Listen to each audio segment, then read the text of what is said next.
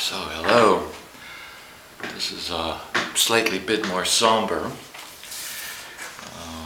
There is a day coming up not too far that will be the, I forget the number, 58th or so election in the United States. And, you know, as usually first Tuesday after the first Monday, in the chart, I've done these charts since Bush, always for 9 o'clock Eastern in Washington, and I've had, you know, I was happy with the charts, so I'm going to go and show you. Yeah, it's got, you know, Saturn and Jupiter rising, Saturn and Sag rising, which is, well, Trump wins as a headline. But there's internal structure to things like that, and you will have seen many analyses. I've you know, after this guy got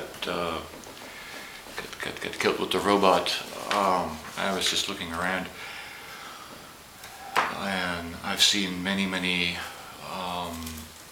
very fancy and complicated analyses involving, you know, 10, 15 asteroids named after people. And then I've seen people saying, well, you know, in astrology magazines, they say, well, you know, we can't do this, it's not possible. It's all crazy. And I'm just simple, practical with this stuff. So too many glasses. I want to just go here. Let me just point out what I'm gonna do with you. There's all this stuff in Scorpio over here. There is Lilith at the midpoint between Mercury and Sol, and let this not be a harpy, but let this be the will of the people, right? It's the apogee of the moon. It's the voice of the populace, the irrepressible components of the voice of the populace. We'll look at Sol and Mercury here, but I want to point out something, which is why I'm actually doing all this. Is this angle here, the 24th degree of Scorpio, which now has Mercury on it. As we killed the guy with the robot, that's where Mars was, and Mercury coming back. You know, and we'll say, okay, this is starting. You know, there may be some agitation going on and all this division happening in the country. Not a good thing, but Mercury moving to that spot by the election tells us that we were just witness to an event that is gonna, you know, occupy us mentally, emotionally, as a theme going forward. So when we get there for the election, a pattern emerges in the chart, and you may or may not be familiar with this simple form of analysis. Okay, this is what's called a dispositorship diagram. It's as classic, orthodox, dogmatic as you can get, and that's simple, right? A good dogma makes judgment simple, or a good dogma gives you a couple of good rules to follow. Now, this is a dispositorship diagram, and I'm keeping this really light. If you look at the chart details, it's a tropical, geocentric, Placidus, true node chart, right? They don't come any more plain than this. To get deeper, if you've got the means and the brains and the know-how and all that, you would want to look at a Krishnamurti sidereal, and you definitely want to look at the heliocentric perspective, just to get a view of the situation with two eyes, rather than just the earth-centric perspective. If you in any mundane reading or a reading, or at any reading, you want to have two eyes. So even though I may not push them very much, heliocentric charts are essential for good work, to me. So the structure of this tells us that we have in some way a union of these factors we have to arrive at in our minds, dispositing their energies into a union of these factors, which then has then aggregated five significant points which are being received in the person here, or in the symbol here of Saturn on the, I wish I could read, Saturn on the 16th degree of Sagittarius. And I mean, I know this shit. From there, there's an interesting thing that happens. We have a feedback loop. This is called mutual reception. We got Jupiter in Libra, very high up in the chart, giving the feedback back to Venus and Sagittarius, obviously in the same sign as Saturn, being the ultimate collectors. So that's like the rough outline. Okay, so let's start over here, and I'll take you to a form of analysis I developed over way too long a time. Here are three pictures. And these, there is a solar component that I've once titled "Facing Down the Dragon."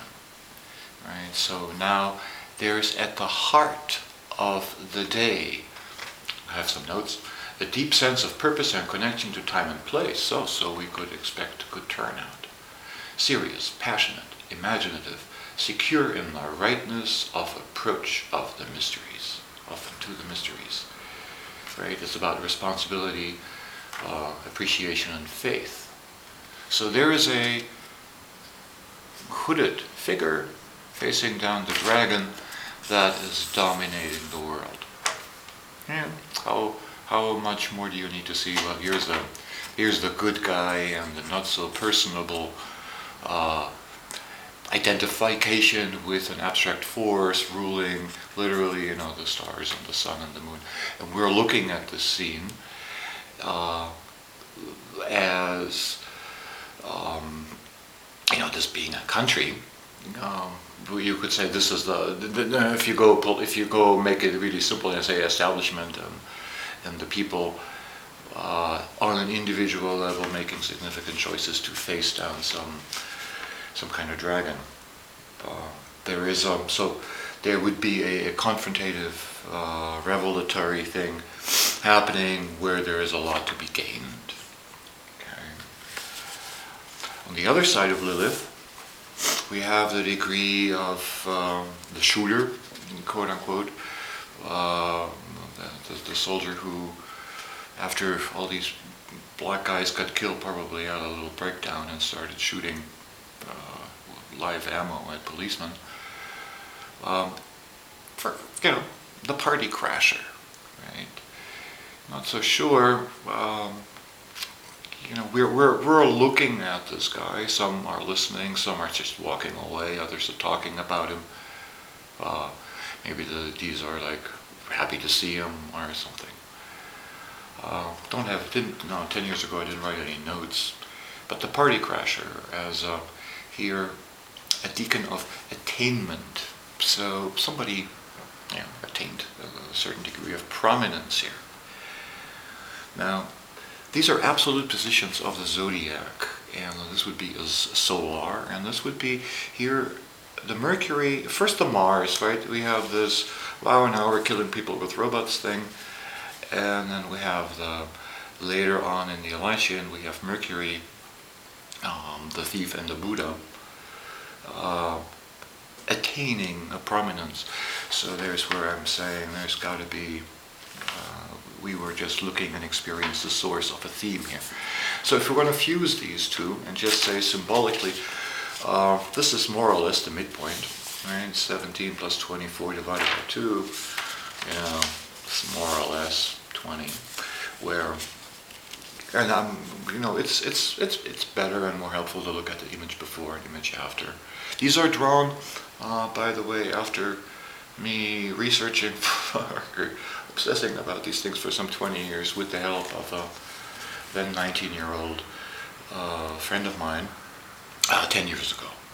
So I didn't make these up or anything. This is genuine, something I've been tinkering with and using for a long time. And I do this because I have too many books with the words and all the facts and research. So eventually I say, hey, no more research. I'm just going to play it by ear and make good anchors. So I've got 360 resonating images in the thing. So the will of the populace, title Leaping into the Unknown, right? Irrepressible. So we're going somewhere unknown, uncontrollable. We don't really know what's ahead of us. And no matter who comes out, the winner, the indication here is that, wait a second, did we get now thrown into the unknown, or are we throwing ourselves into the unknown? The unconscious, the collective unconscious demand is that we leave something behind. Right? There are too many people that can't even afford to go shopping anymore. And we're seeing the so-called rise of the trillionaires now. Something is really wrong. And we don't have a good dialectic to deal with the worker, manager, owner caste system that we now clearly have. The meritocracy is over and all that. So this left side here, give us some images. Now they come, if I might just make another quick detour, they come out of the fall quadrant. The fall quadrant is the intellectual, and Scorpio is the scientifically personal value, is the water of air. So there is let's just say, the everyday people are, this is maybe comes back to the founders really all knowing this stuff, right? They found the country at perihelion, and in the fifth house from there we have a people sign, right? Where the earthly concerns, the emotional concerns here, both practically in the country, pretty negative. There isn't a great amount of happiness and there isn't a great amount of wealth. So the product here is going to have, say these were complex values, there's going to be some, rotatable interview discontent that you might expect. Right, so water signs, let's just get they are receptive, rational. They can judge emotions, and they're subjective. And that's of course the rationality and objective. So we've got between conscious and unconscious, objective and subjective, we've got a common theme that something here is being judged, and this judgment having the heart of things, the communication, the factual truth, and the pent-up things in the collective subconscious, seems to me quite appropriate to describe what's going on, because this has now been stripped of all essentials. This is of all non-essentials. This is a very good picture for the core that at least resonates with how I'm reading the news and things like that. So we got this popular concern over here, and then look at what happens. Coming from Scorpio with the dual rulership, we're going to say we're going to allocate these energies into Mars and Pluto, which happened to be at that day in the sign of Capricorn. Now, if you look at the numbers, if you can see that, Mars is on the 30th degree. Pluto is on the 16th degree. Now, there is this the U.S.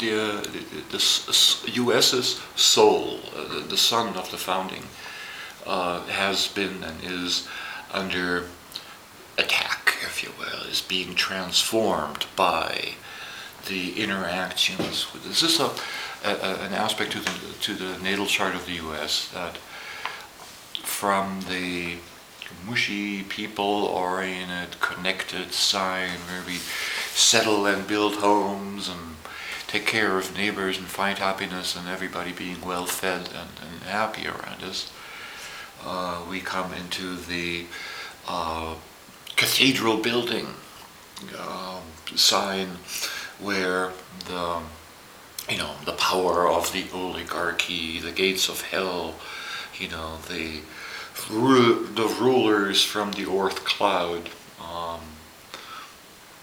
are suddenly smack opposing, leading to a rebirth of the country, which, if you hadn't heard of Pluto and rebirth and oppositions and stuff, that's what's going on.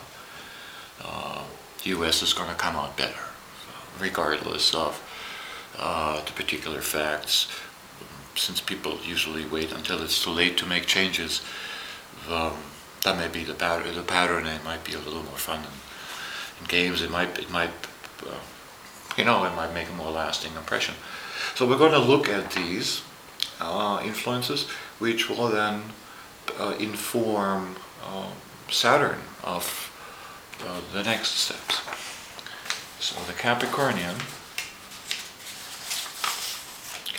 influences I find fascinating. We'll start with Pluto.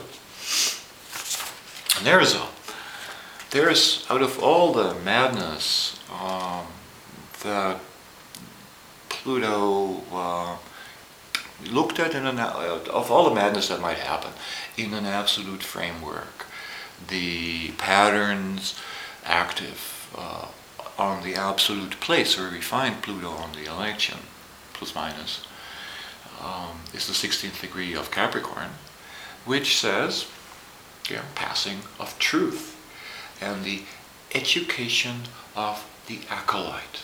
There's a degree as a deacon of martyrdom, dependence, and group performance. So, now, passing of truth, acolyte, education. And you know what? Look, there is a teacher. He's channeling something down, right? And he communicates his information to the acolyte, and the acolyte lets it run through and around the system and says, oh, whoosh, higher possibilities, things I didn't know, thank you, I learned something, right? This isn't a dependent relationship, this isn't like a look down, this is a mutual respect. I'm glad you're learning something, hey, I'm glad you're teaching me something. But pretend for a second that people's ideas were saying, well, gee, I hear all about this shit on 2012 and 1999 the world was going to end. Let's do something and educate ourselves. Let's see how we can connect. I'm probably reading too much into this. But out of all the negative and oppressive things that could happen, what you might, a really negative intent might be, well, teach you the wrong thing and round this thing into the ground. As always, agitprop. Or you could say, well, we're going to deny you access to this. But there isn't really, this is not a terrible degree. Right? It's education, passing of truth, and again, that makes me think that, this is a stupid old standby, but with the time for all good men to come to the aid of their party, but in a world where spirituality was a real thing, this would be a good moment. Now, this is a bit of a joker. It's an anaretic degree that has Mars on it. So this is absolutely crazy and insane. It's an anaretic degree. And that might mean it might not happen, right? If we wind up with crazy people, throwing, this is David and Goliath, right? And we're looking at them. So we are, we're just as involved as these guys. There's the giant, and the guy who may just bash him down. Is this an omen of more civil war? Is this an omen of more people getting shot? Is this just saying we're going to shut this whole thing down? 30th degrees are problematic in the sense that they are too late. The choices have been made. Everything has been deployed, whatever it is, and you're not going to be able to change course. The next degree, the entering into Aquarius, will find Mars returning to an unused cathedral or an unused church in the wilderness. So there is great potential. Say this David not just challenges but triumphs. Winds up saying, okay, there's a lot of shit that went wrong, and we've been doing things without paying attention to what we used to do in this wilderness church. I'm not a really religious person. I don't have to believe anything, because somehow in your life you wind up realizing and connecting and contacting, and the need to believe goes away. But there's great value in the formality of religion, especially, or of civil practices, and finding that we've walked away from core institutions, core way of relating, is quite the possibility. That if there is a challenging, conquering, and perhaps re-employing parts of the personal superego structures, which in this case would be, the government rethinking our attitudes toward what we perceive the powers to be, right? And our attitudes, what we perceive here, this is a bit adversarial, right? Again, with the showing up of our party crasher, this is now where Mars is, right? Robots shoot people, becomes an election issue, and then we have another sort of showing up, but rather than popping in the news like this, this could be interesting to watch. So, I'm not a big popcorn person, but it could be interesting to watch. With the question, an anaretic degree always says, is this really likely to happen? And 50-50, right? If this is a 50-50 and this is 100%, so we got like a 25% chance, that the election isn't even going to happen. Anyway, the sum of these, or the aggregate, or the whatever winds up being resonant, is something for your meditation. Meditate on this and come up with an image for both. There's of course an image in the middle we could consult, as the structure of the image is pretty much does the midpoint for you without you even having to calculate. It just got a point, right? But is there an impulse that says, people of the world, now is the time to, look that debts are paid and balances are rectified? Is there what's going to happen here? What are these teachers? Who are the? Are there agitators? Pluto is this would be influence doing the suggestion. So it's quite fascinating to think about this as being a social phenomena that we'll get to witness. And then we'll have this mystical connection here, finally informing Saturn on the 16th degree of Sagittarius, which is here, which I'll just let you look at for a minute. This is what it's about. We're alone on the ocean. There are many dependents. What's this? Is this the ship of state, right? Who's steering the ship of state? how do we make sure all these birds are fed? Are these birds telling us we're nearing land, or are we just so far on our island? Are we so far off? What are we going to do? What's with these dependents? Deacon of exploration, right? What are we exploring? Are we exploring,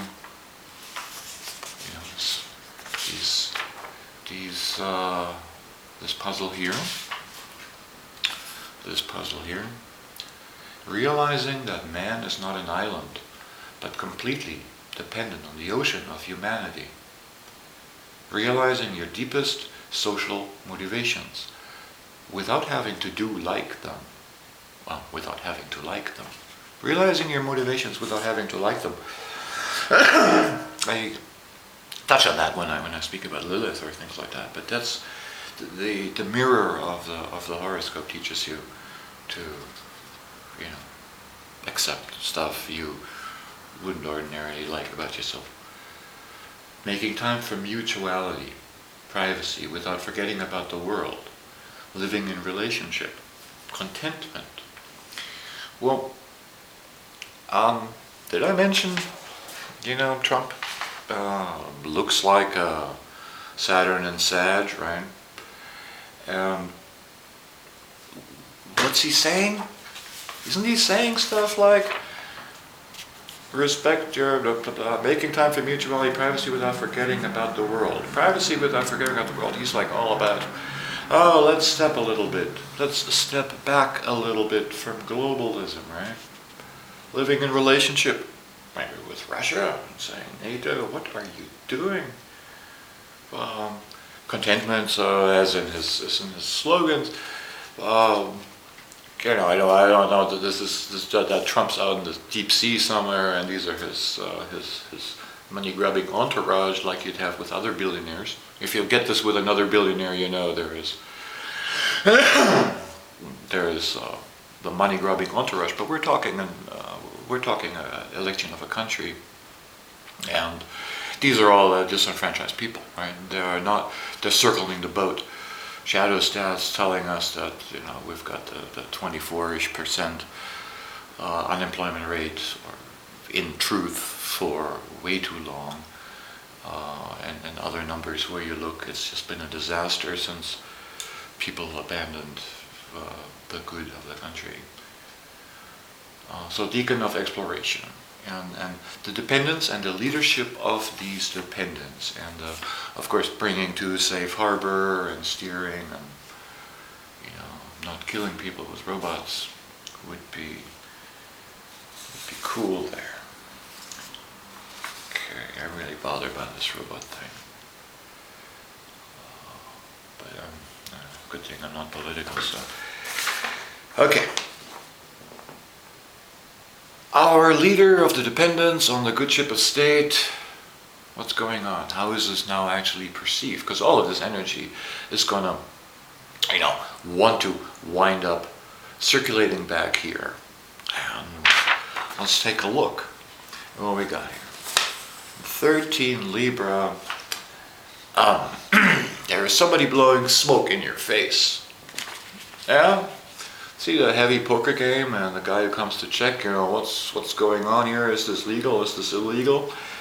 A girl blows bubble in his face, right? These guys are betting huge stakes. There's probably no money on the table for some reason, but they're doing a serious thing. And she's doing the smoke screen. And the guy says, oh, you're blowing all the smoke in me. I can't see what's going on. I'm gonna go now. Right? Lightness and the heavy. Well, I kind of like it. I kind of like it because this is like the only moment that we get. Not only do we get Jupiter, right? We get Jupiter in Libra, right? And we know Jupiter does not really, do well in Libra. It's not really its element, although. It's not really its quarter. It does, of course, well in Sagittarius, so we're going to tolerate it here, even though it's just passing through. The making light of difficult issues that are really going on. The real poker game is not going to be televised, right? The revolution is not going to be televised. And Jupiter on Libra 13, that's like, no, we're not going to televise the revolution. That happens in the background. We tell you, the numbers are in, the polling stations are closing, da da da da da, and you go away dumbfounded because they just completely misdirected what you're saying. So mass media is, of course, going to take all concerns and give them a nice whitewash. But then a strange thing happens. Libra disposes its energies, right? The uncomfortableness of lightning goes from Jupiter in Libra over to Venus in Sag, which loops back around. So Venus in Sag, very high level, right? She's stable, she's sophisticated, she's driving the media. Now, if this wasn't a harpy, this freaks me out at first. It says, hey, well, who do we know who's a Venusian? In Sagittarius, not necessarily bound to the truth, and Jupiter in Libra, not necessarily bound to the truth. What is this cycle here, this dominant cycle? There'll be, this is like let's say that 26 degree Sag, if you look at Venus moving through Sag, you could call this like, this is peak Hillary. And at the end of the chain, and all this input, this is fascinating energetics. But then you look on the absolute, and I say I was a sucker for the dogma, right? 26 Sag. Okay, 26 Sag. Now we have something else. Okay. Now again, in a chart for a country, for an election, I'm not going to make anybody a person. Any of these things a candidate per se. We'll explore that. But people aren't archetypes. Period. You aren't an archetype. I'm not an archetype. Archetypes are, by definition, something else. So the Venus here in Sagittarius as the flag bearer, concentrating an ideal while looking to the archetype for guidance. Here stands the final challenge. Here stands the final charge in the rush toward manifesting substantiality. The flag bearer, right? Something is being insubstantial in the sense that it's words, paper is patience, words. It's not substantial. This comes back, I demoed this a few times already, two-dimensional. It's not substantial. Got to put some life in it, and things start having a substance, a volume. This being the, if you think about it, this is the very simplest thing you can have that has a volume, which is why it's cool for philosophizing. So, the flag bearer, charging for the prior degrees, the army of light rushes into darkness to transform it.